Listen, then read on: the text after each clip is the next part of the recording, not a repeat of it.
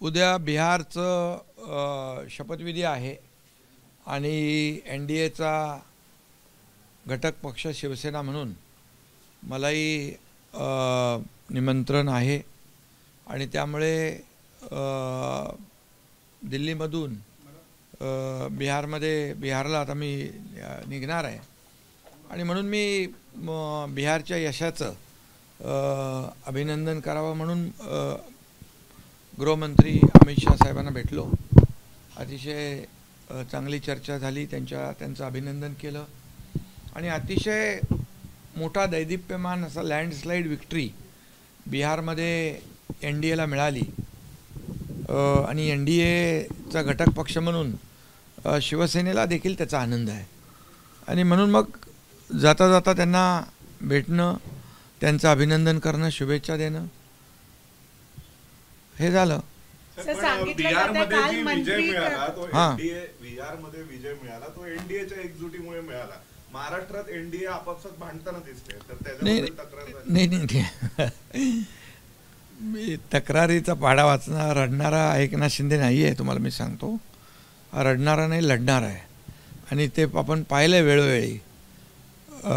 त्यामुळे या छोट्या मोठ्या तक्रारी राष्ट्रीय पातळीवर आम्ही आणत नसतो आणि खरं म्हणजे बिहारमध्ये NDAमध्ये 5 पक्ष एकत्र होते आणि 5 पक्षांच्या एकजुटीमुळे प्रचंड मोठं यश त्या ठिकाणी बिहारच्या जनतेने NDAला दिलं आणि पूर्वीचं त्यांना जंगलराज नको होतं आणि त्यांना विकासराज हवं होतं आणि मोदीजींच्या नेतृत्वाखाली ही निवडणूक लढवली, त्यांच्यावर विश्वास ठेवला. नितीशजींनी जे काही तिथे पूर्वीचा काळ होता तो बदलला आणि त्यामुळे एकत्र जेव्हा एकजुटीने आपण लढतो तेव्हा यश नक्कीच असतं. आणि महाराष्ट्रामध्ये देखील झालेल्या विधानसभेच्या निवडणुकांमध्ये आपण पाहिलं एकीचं बळ आणि एकजुटीची ताकद काय असते. तिकडे महाराष्ट्रामध्ये लँडस्लाईड विक्ट्री मिळाली. महाराष्ट्रातल्या जनतेने महायुतीला विजय दिला, ही वस्तुस्थिती आहे. काल मंत्र्यांनी बहिष्कार टाकला कॅबिनेट मध्ये, काल मंत्र्यांनी बहिष्कार टाकलं, त्यानंतर तुम्ही ते अमित शाह यांच्या दारी पोचलेत आणि BJP versus Shiv Sena on ground. अरे बाबा, हे सगळं तुमचा कल्पनाविलास आहे. हे सगळे तुम्ही पतंग उडवत असता. आतमध्ये मी बसलोय आणि बाहेर तुमच्या बातम्या सुरू आहेत. एवढा पण मी एवढं सांगतो की ज्या नगरपालिका किंवा स्थानिक स्वराज्य संस्थांचे जे प्रश्न आहेत हे इथे राष्ट्रीय स्तरावर आणण्याचा काही विषयच नसतो. त्यामुळे आम्ही काल मुख्यमंत्र्यांच्या बरोबर बसलो, चर्चा झाली. त्यामधून एवढंच ठरलं की महायुतीला कुठेही गालबोट लागणार नाही, महायुतीमध्ये कुठेही मतभेद होणार नाहीत याची काळजी प्रत्येक पक्षाने घेतली पाहिजे आणि तशा प्रकारच्या सूचना प्रत्येक पक्षाच्या प्रमुखांनी दिल्या पाहिजे. अशा प्रकारची चर्चा झाली आणि त्यामुळे आता तो विषय जो आहे तो काल तिकडे संपलेला आहे. तो दिल्लीचा विषय नाही आहे. मात्र नाराजगी व्यक्त केली का? नाही, नाराजीचा हा विषय इथं नव्हताच मुळात. त्यामुळे तो विषय जो होता तो महाराष्ट्र स्तरावरचा आणि स्थानिक पातळीवरचा होता, तो राष्ट्रीय पातळीवरचा विषय नव्हता. आणि त्यामुळे गणेश नाईक यांच्याकडे सातत्यानं शिवसेनेला आव्हान देण्याचा प्रयत्न केला जातो, खास करून नेत्यांचे नावं घेऊन आव्हान दिले जातात, तर त्याकडे कसं बघता तुम्ही? या बाबतीमध्ये त्यांचे जे काही पक्षश्रेष्ठी असतील तो निर्णय घेतील. रवींद्र चव्हाणांची, खास करून रवींद्र चव्हाण जे प्रदेशाध्यक्ष आहेत त्यांच्या भूमिका आहेत, त्यांनी ज्या पद्धतीने पक्षप्रवेश केले, तुमच्या पक्षात ज्या तुमच्या उमेदवारांनी ज्यांचा पराभव केला होता त्यांना पक्षात घेऊन ताकद देण्याचं काम. अरे बाबा, झालं ना ते, काल विषय संपला. तो इथे विषय दिल्लीत नाहीये. तुम्ही आता दिल्लीत आहात का मुंबईत आहात? तो दिल्लीत आहे. त्यामुळे तो विषय काल संपलेला आहे. तो विषयाला एवढा मी गांभीर्याने घेत नाही आणि घेणारही नाही. त्यामुळे तो विषय काल संपला. तिकडे मुख्यमंत्री होते. मुख्यमंत्री भारतीय जनता पक्षाचे महाराष्ट्रातले लीडर आहेत, मी शिवसेनेचा लीडर आहे. त्यामुळे आम्ही आमच्या लोकांना जे काही सांगायचं ते काल ठरलेलं आहे.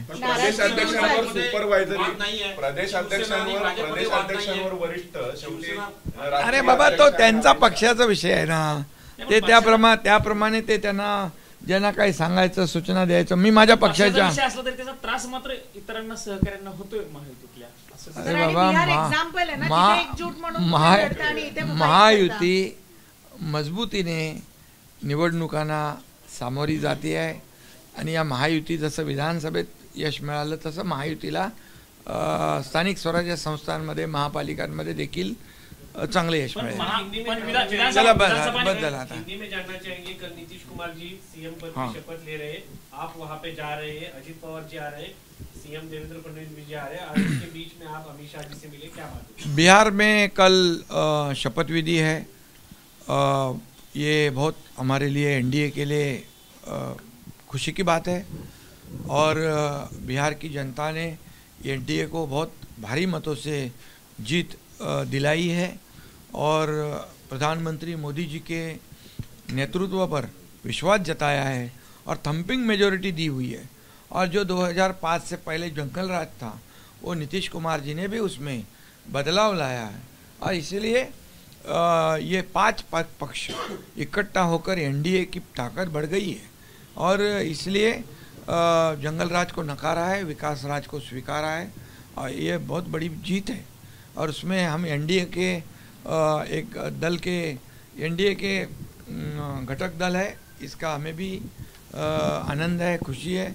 इसलिए बिहार, कल मैं शपथ विधि में जाऊंगा, दिल्ली होकर जा रहा हूं, इसलिए अमित भाई को भी मिला, गृह मंत्री जी से, उनको भी अभिनंदन किया, उनको भी शुभकामनाएं दी क्योंकि उन्होंने भी काफ़ी चुनाव में प्रचार में मेहनत करी थी और आदरणीय मोदी जी ने काफ़ी बिहार के लिए जो योगदान विकास के लिए दिया, इसलिए ये जीत हुई है. और इसलिए मैं अमित भाई को भी मिलकर उनको भी सदिच्छा, शुभेच्छा, अभिनंदन किया. सर, आप यहाँ पे एनडीए करते हैं, उसको वहाँ पे खिटपिट हो रही है, ऐसा समय दिखाई देता है. क्या? यहाँ पे आप एनडीए कर रहे हैं, वहाँ पे ऑन ग्राउंड खिटपिट दिखाई देती है. अरे भैया, शिवसेना वर्सेस देखिए, निर्णय लेने वाले वरिष्ठ